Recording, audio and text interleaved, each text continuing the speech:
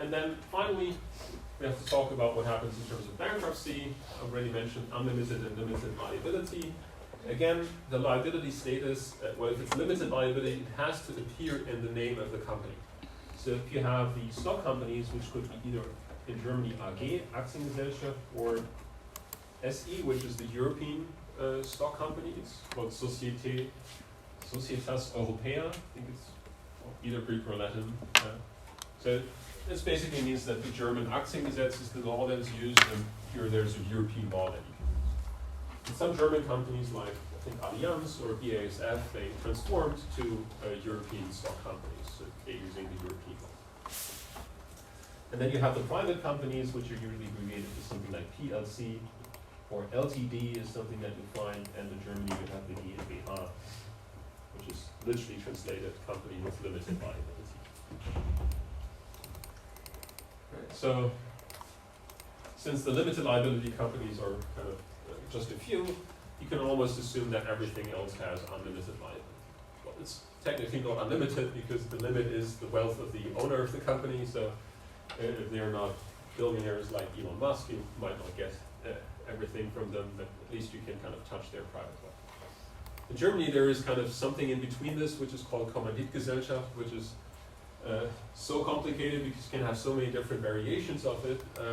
And by the way, there's also a taxation difference. So if you're an incorporated company with limited liability, you're paying the corporate tax, Körperschaftssteuer in German. And if you were a single entrepreneur, you're paying your regular income tax, Einkommensteuer, which have very different rates.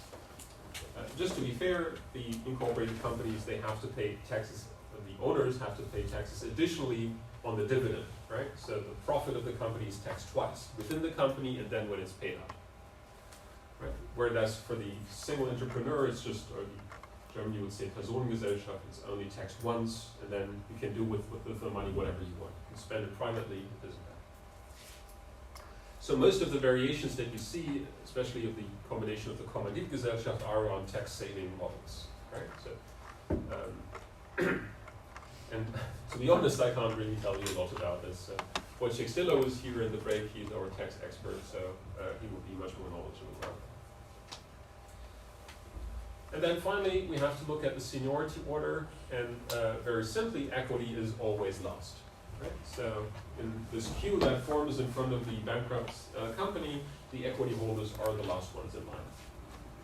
Right? And just from this little example that I drew up here, right? If the value of your assets drops below the debt value, right? So as an equity holder, you shouldn't expect to get anything out of the company if you file for bankruptcy. Right? So usually there isn't much left. And then also the debt holders, which are first in line, they usually take a loss.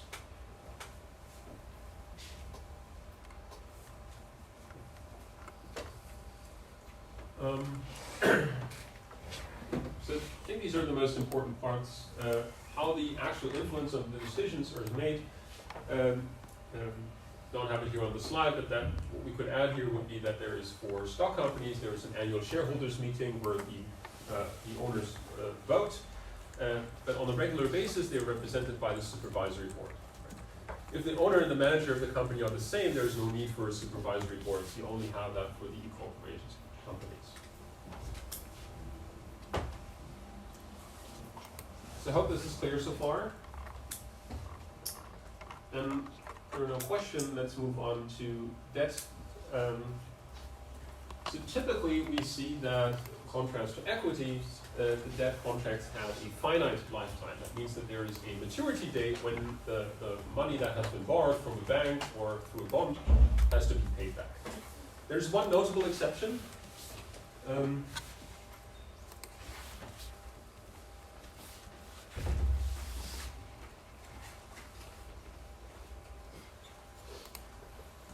Which is the so-called consol bond, which is basically a bond with infinite lifetime that pays you regular interest.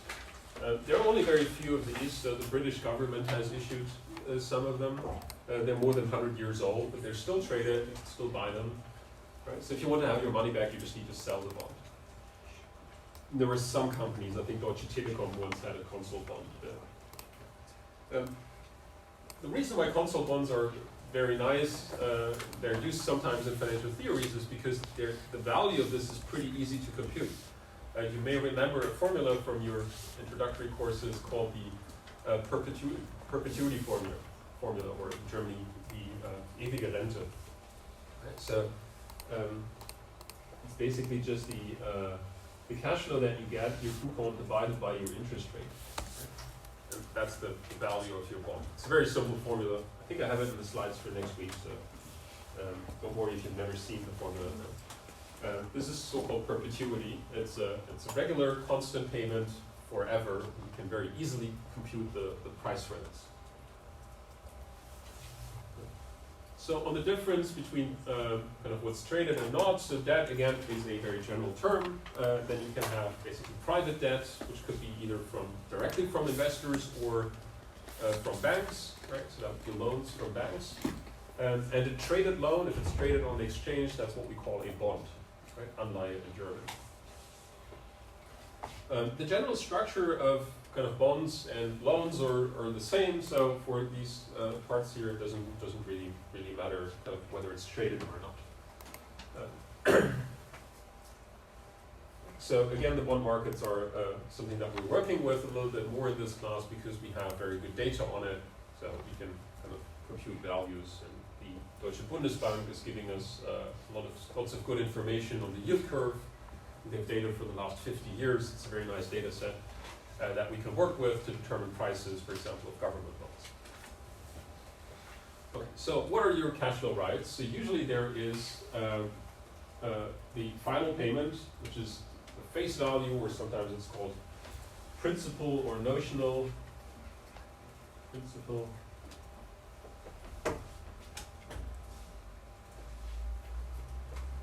That you get at the maturity date. Maybe one note of caution here, these are the promised payments. Right, so that's what the company promises to pay you. It doesn't mean that you will actually get it, right? Because the company can become bankrupt, and then you might not get the principal back. So I'm going to use the words notional, principal, and face value synonymously. There's no conceptual difference between them. And then you get regular interest payments in a predefined scheme.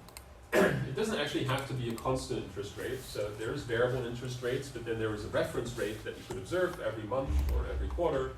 And then the interest payments that you have to make are kind of varying with that reference rate. Just as an example from that I heard recently about was that mortgages in the United Kingdom and the UK are usually variable rate mortgages. So people are struggling right now a lot because their kind of interest payments went up, I think, up to 4 or 5% in the UK. Since the beginning of the year, I think there was rather like 0.5% or 1%, right? And then suddenly you have to pay much more interest on the borrowed money. In Germany, we have fixed rate mortgages, so for the next 15 years, usually you have a guaranteed interest rate. There could be other kind of mechanisms in there that determine what the interest rate is. So a very interesting bond was once issued by Deutsche Telekom, which is the so-called rating trigger bond.